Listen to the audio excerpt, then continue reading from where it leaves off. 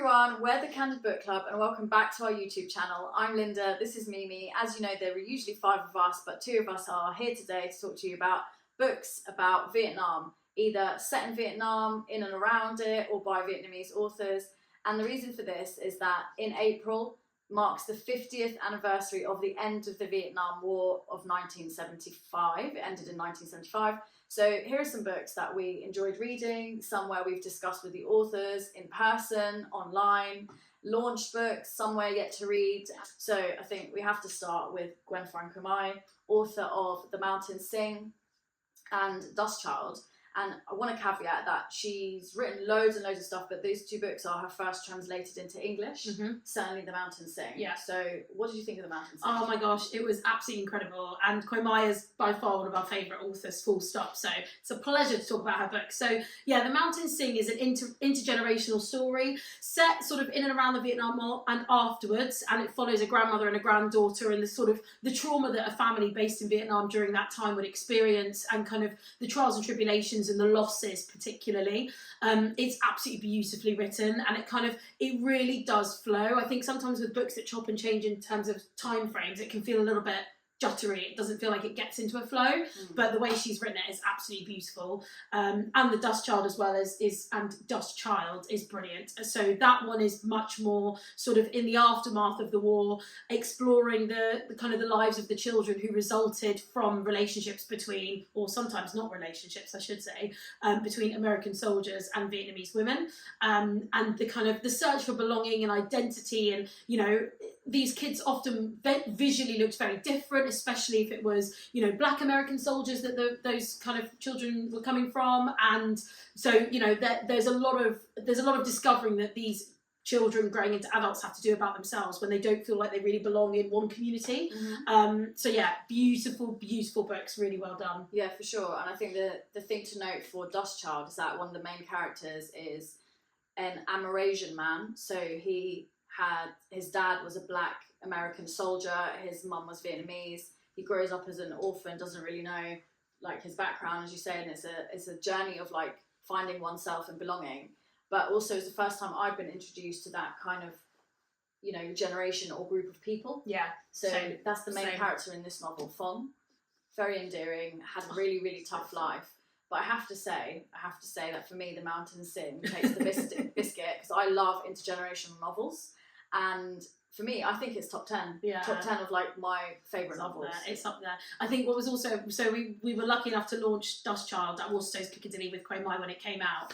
And I think the authenticity of the way that Quế Mai approaches this is really important. So she fought really hard to make sure all the Vietnamese in the books had the diacritics on them and were true to what they would mean. And she did this amazing lesson with us and basically taught us how the same kind of letters written mean and are said completely different ways, depending on the diacritics on the word. So I thought that was just absolutely brilliant, the way she kind of taught us how to say it. And she sang to us, and she read some poetry to us, and I think she's written a few poetry collections, but in Vietnamese, that have yet to be translated. Yeah, beautiful though. And these books have been translated in so many languages, so pick it up. Wild. I also travelled through Vietnam, and I had the privilege of meeting her in Saigon, which is near from where she's from, and I saw so many people reading her books, tourists reading in English. So obviously it must be on a top list somewhere of these are the books that you need to read if you're going to travel through Vietnam, and rightly so.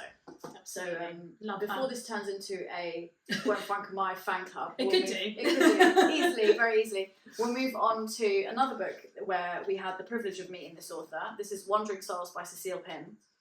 And we also had the privilege of having a book club with her a couple of years back at Waterstones Piccadilly, and it was such a great book club, and she's amazing. I can't wait to see what's next from her. Yeah, I don't know if there is. It's Cecile, if you're watching, we're ready. No pressure. And the reason why this one was super unique was that we haven't read much from the British Vietnamese perspective. So this book follows the story of a Vietnamese family who are separated on their quest, and they go overseas. They literally cross so many countries in really, really perilous conditions to make it to the UK, but only 3 of them make it. Spoiler alert. Only 3 of them make it, and it's a sister and her 2 younger brothers. So very, very early on in her life, in the formative years, she basically becomes a mother, a carer, a provider, you name it. And it follows their lives from when they arrive in, their perilous journey, what happens to their family, what happens when they're here in the UK at, like, I don't want to call it like not a detention centre, but where they keep it's like a holding like a holding place in before they get, because they're children, they get kind of put into the system, as it were, so and they kind of make it through the system and fumble along, and then they get their own place, but because they're young, like minors, I suppose, they're not put into a detention centre, they're put into housing, and they have to wait until they're, is it 16 or 18? Until I think the sister was, so that she could then take her brothers out and then care for them. And in the background of all of this, and the reason why it's called The Wandering Souls, is because one of the toddlers, so one of her younger brothers, passes away through the journey, at some point in the journey, and so it's his soul that kind of follows them through the story. And peppered in between each of the chapters is like a snippet of the news at that time. So we're covering Thatcher's Britain, and then a little bit, I think, in the early 90s.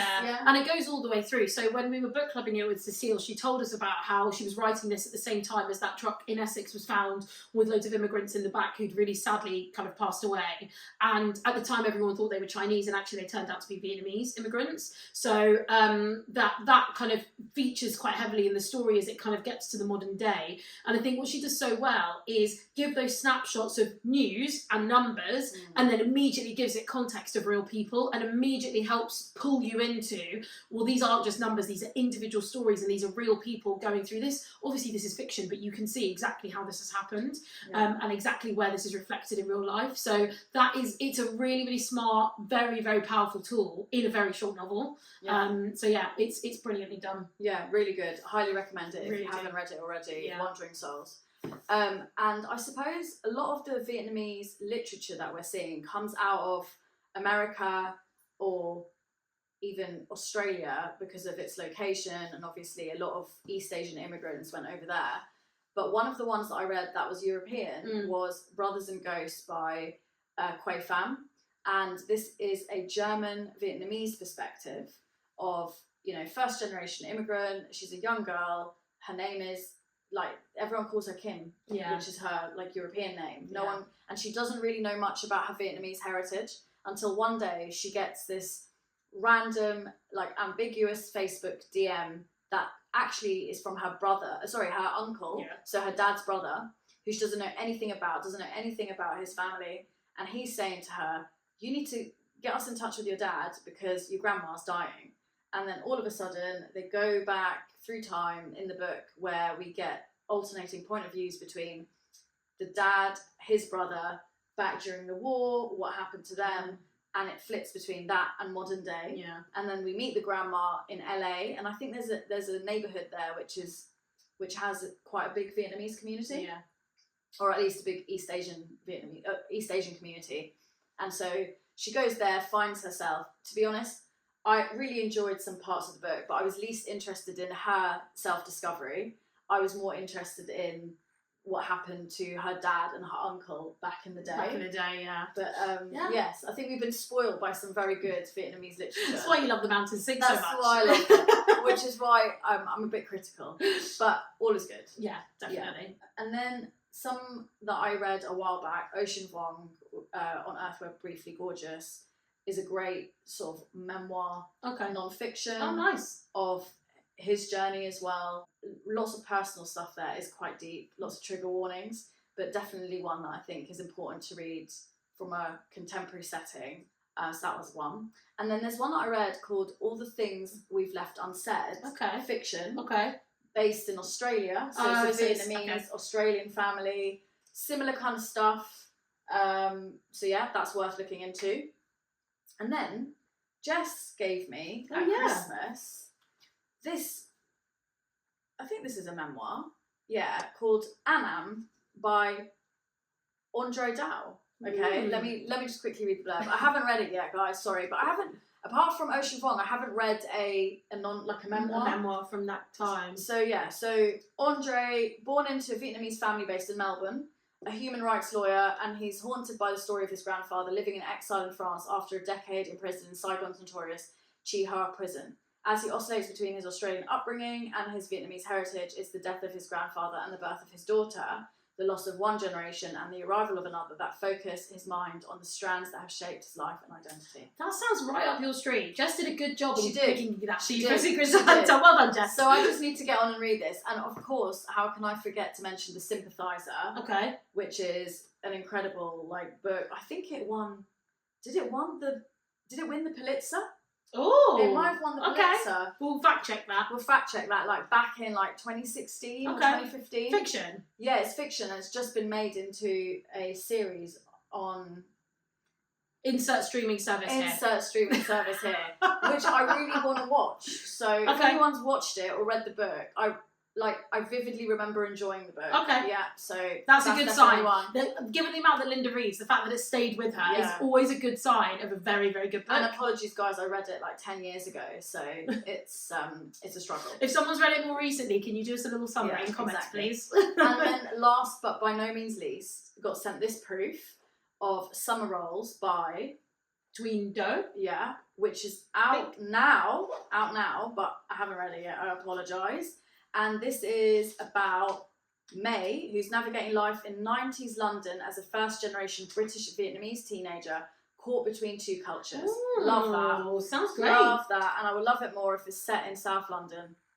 But we won't know yet. TBC. TBC. Look out for it on the Instagram grid for the review, and it will earn immediately, and it will earn an extra mark out of 5 if it's based in South London because of her bias. I feel like this is the kind of thing that Candid will really like, and definitely want a book club. Also, 90s nostalgia. I'm so there for it. Yeah, exactly. I'm so there for the 90s nostalgia. Ooh. Spice Girls take that. And etc. actually, look, it was a debut play. Summer Rolls was performed at the Park Theatre and the Bristol Old Vic. Oh. So much of her creative work stems from her British Vietnamese roots. We definitely need to we need spend to a look little time to into. So that, guys, is Summer Rolls. So I think we've given you a lot of food for thought. We've done a whistle-stop tour of some of the Vietnamese books that we've read by Vietnamese authors that span, they have the same shared history, but at different points in time. Obviously, we've gone from the war to afterwards to the immediate impact to first and second generation after. And the present day, and the way that it's still being felt. You know, the consequences. 50 years is not that long ago.